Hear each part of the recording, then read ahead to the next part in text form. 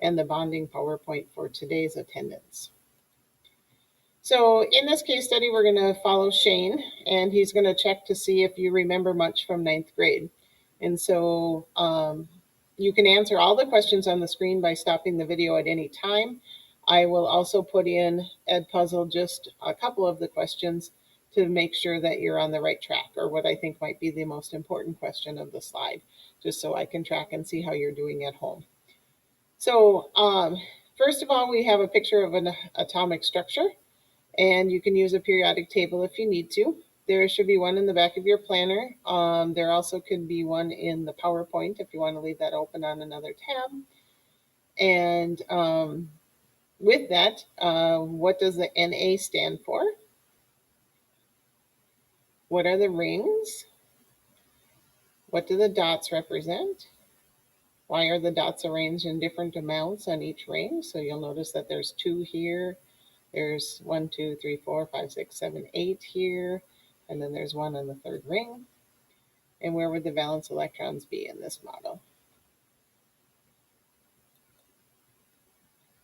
Also, based upon the electron structures, elements would either gain or lose electrons. So here we have examples of oxygen, fluorine, argon, and lithium.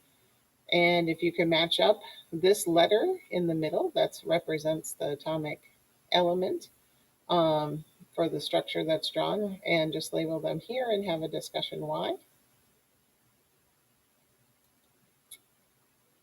Next thing is Shane finds some things written in his notes, but they're kind of jumbled. When 2 or more elements or atoms join to make a chemical compound, the valence electrons are responsible for bonding.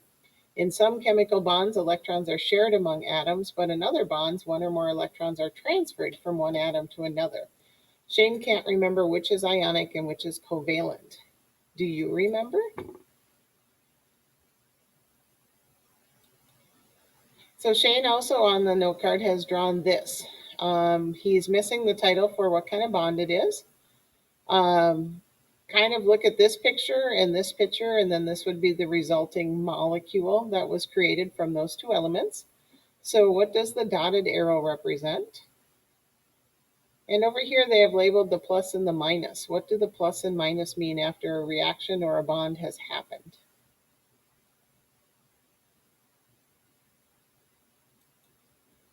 Shane now reads again from his notes, and it talks about covalent bonds. There are 2 types of covalent bonds. They are polar and nonpolar. He also wrote these 2 sentences. A nonpolar covalent bond is a chemical bond that occurs when 2 atoms share electronegativity is not equal, or is relatively equal, excuse me. And then polar bonds is where they have an unequal electronegativity.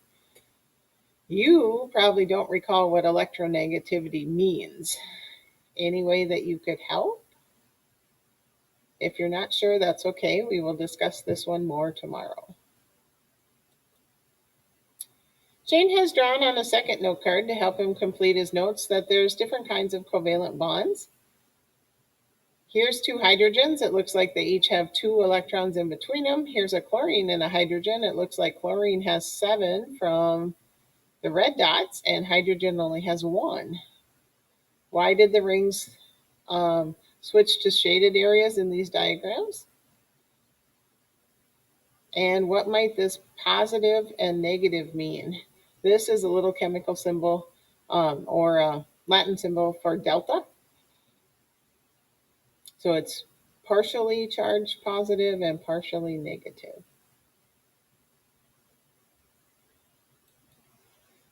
And the last thing that Shane remembers is he has 2 water molecules, H2O, drawn on a note card. And this picture is labeled with a hydrogen bond as the dotted line between that.